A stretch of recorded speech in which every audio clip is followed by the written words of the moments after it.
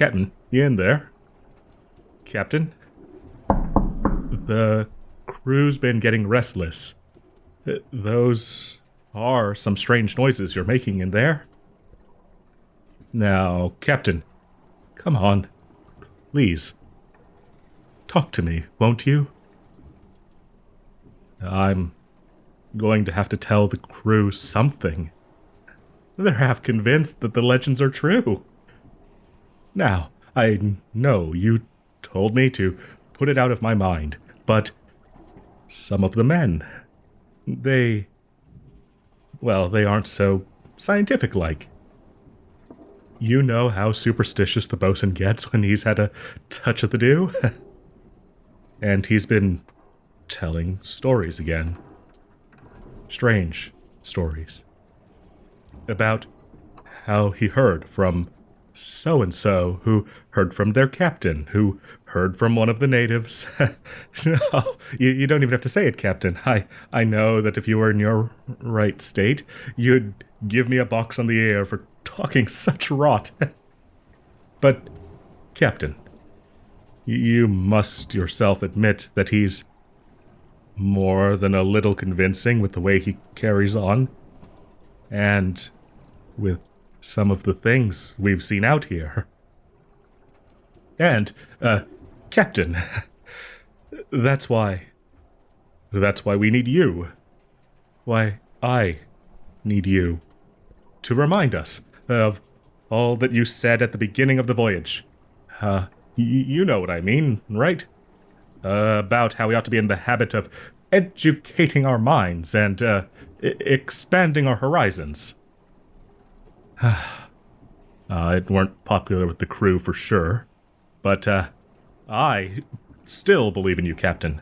I've always put stock in what you've tried to instill in us, that we ought to put our faith in the sciences of these times, and not be beholden to the tall tales of drunken wastrels and miscreants looking to separate good men from their coin.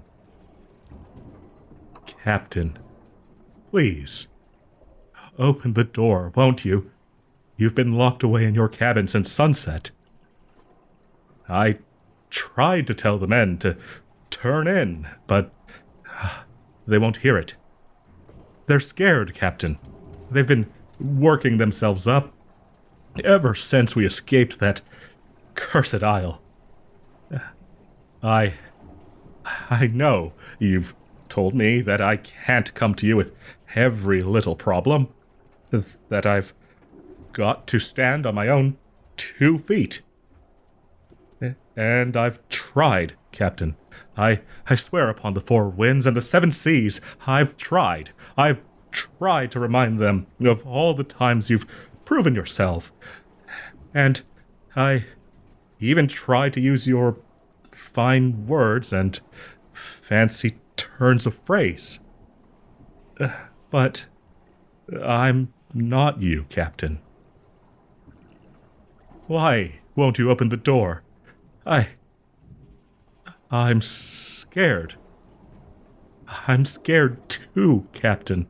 When I saw those things crawling through the brush, I nearly turned tail and ran, and I would have, if you hadn't ordered us to stand fast. You were right, of course, as always. Watching them melt away at the first roar of musket fire was a damn fine sight. I'd never seen a lizard that size, and, you know, it was a strange sight to be sure. And you stood there, triumphant, undaunted, our courageous captain, invincible. Well, until they came back. Oh, when they sprung that ambush upon us, I swear the creatures, they weren't the same. They were thrice the size they were before. Nonsense, isn't it, Captain? There ain't no lizard like that, right? That's That's just the fear talking. Isn't it, Captain? Yeah. That's all it is. Fear. I mean, you should have heard the bosun just carrying on about how they walked on two legs and stood 10 abreast, as if they were a formation of Marines organized into ranks.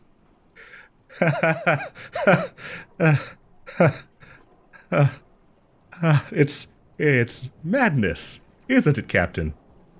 No one in the right mind would possibly believe, no one. You were so brave, Captain.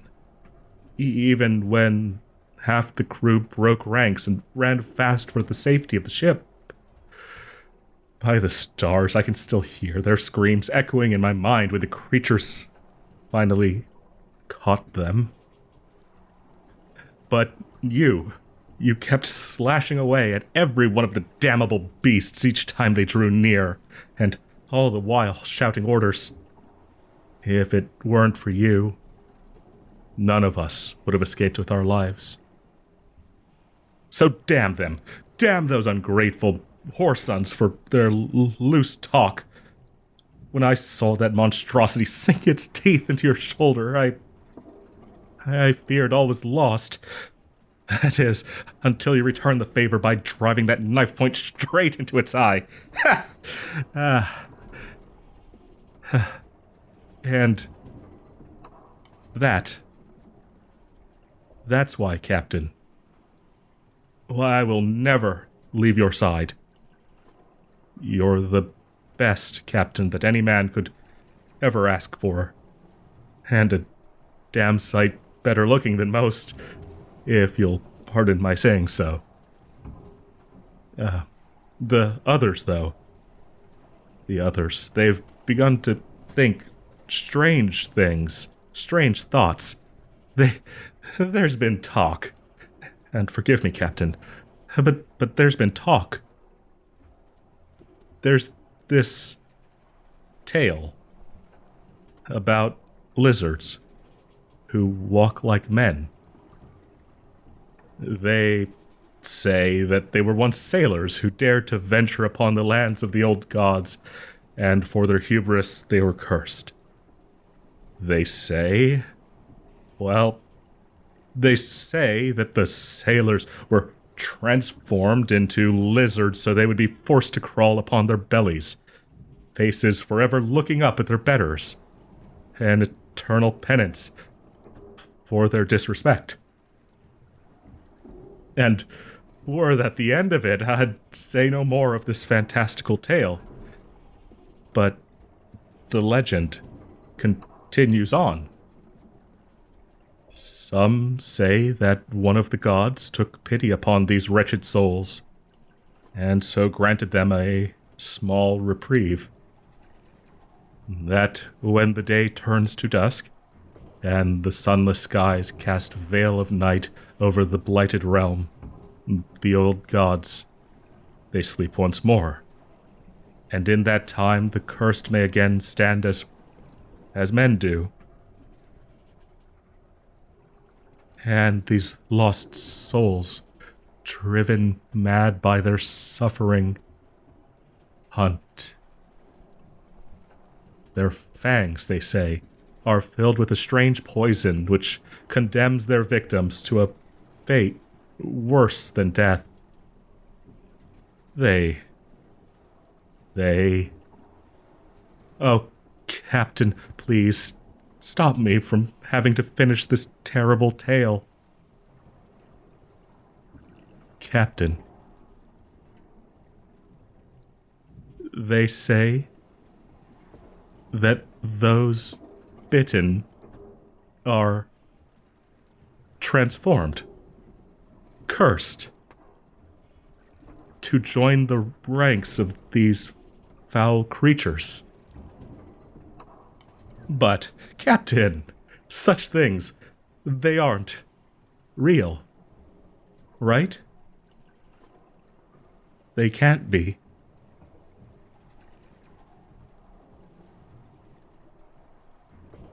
Captain, please, you must open this door. They're coming for you. The men, they've worked themselves into a frenzy. They mean to put an end to you. Gods have mercy, they believe the tales. They are convinced you have become one of these monsters. You must put an end to this at once. Quickly, Captain, before it is too late, you must.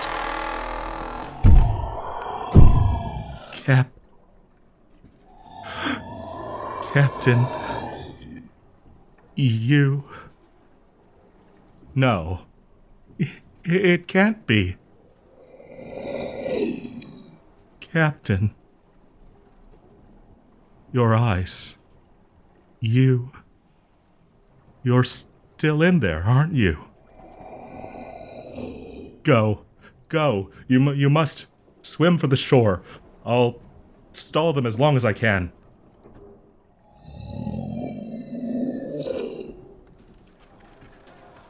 No. Captain, I can't go with you. I'm sorry. I swore to never leave your side, but I fear I must break my oath. Please, remember me, Captain. I swear I'll find a way to fix this. I'll come back for you. But for now, you must go. Please.